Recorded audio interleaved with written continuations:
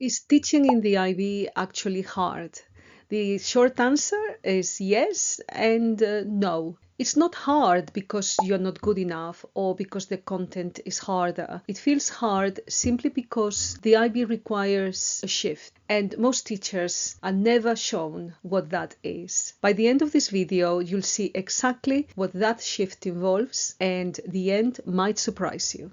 Hello, I am Carmen Millán. In my experience, with over 15 years of teaching the IB and also supporting teachers on different IB programs, I can tell you this. The challenges that teachers face when they start teaching the IB are rarely about ability, and they are far more often about transition. By the end of this video, you'll understand the 5 key areas that most often make the IB feel demanding, and more importantly, how to approach each one of them with confidence and without drowning with extra work. Most new IB teachers assume that the IB is mainly about a new syllabus, a new assessment criteria, but it is so much more than that. The IB is grounded in inquiry, in conceptual learning. It's holistic. It is meant to nurture international mindedness. It is not just a syllabus.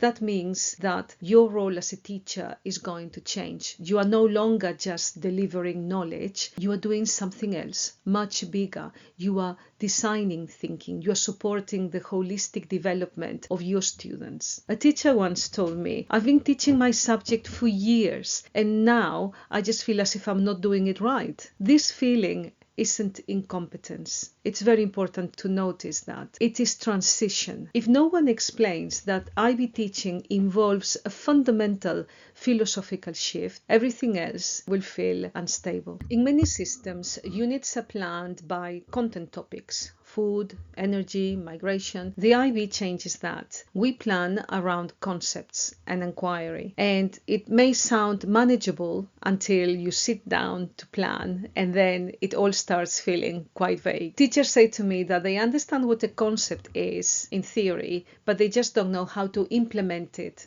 in their classes, and that's the gap. Until you see strong examples of conceptual units, of inquiry questions, it can feel like guesswork, and guesswork is exhausting. When you start teaching the IB, assessment can feel quite different, and that's because it is. In the IB, assessment isn't just something that happens at the end of a unit. It is an integral part of teaching and learning, and an ongoing process. Students are assessed against very clearly defined criteria, and your role as a teacher is to make a professional judgment about the level of achievement demonstrated based on clearly defined descriptors. You are judging not just whether a student has got the right answer, but also how well they have demonstrated a particular skill, such as organization, evaluation, reflection. This emphasis also affects the type of assessments that we are going to give our students. The IB prioritizes conceptual understanding and higher order thinking skills. Assessment tasks need to be designed so that students go beyond demonstrating memory recall to also being able to demonstrate other skills, like the ones I mentioned earlier: analysis, evaluation, application. So as you can see, assessment in the IB isn't just about grading or testing. It may feel demanding at first, yes, but with careful study, collaborative moderation in your departments with your colleagues, it will become clearer and, in my opinion, one of the most professionally rewarding parts of teaching in the IB.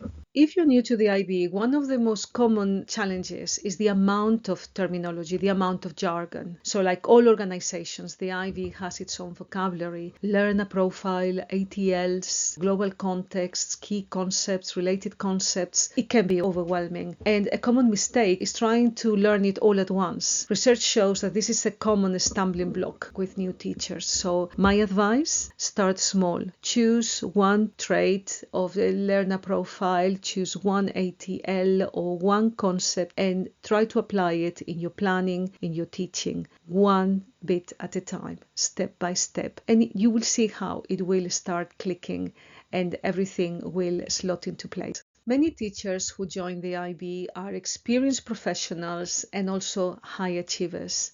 And this means that when they face a lack of confidence or when they feel unsure, it is common to internalize that discomfort and think, oh, maybe I'm just not good enough. Well, you are wrong. Research on professional learning shows that this self-doubt does not indicate incompetence. Instead, it reflects the natural process of adapting to a new curriculum, new terminology, and just different pedagogical expectations. The difficulties that you may be experiencing at the early stages is a sign of adjustment, and confidence will grow through supported practice, reflection, and time. To help reduce stress right now, if this resonates with you, my advice is, first of all, consult the IB guides and check all the exemplars that you can find for your subject so that you can start building understanding of expectations. But especially go in and talk to an experienced colleague, take part in collaborative planning, in moderation sessions, standardization sessions, and this will help build your confidence and that shared understanding. Remember, struggle is a normal part of learning and also evidence that learning is happening. With the right support, with a bit of time, managing IB expectations will become both achievable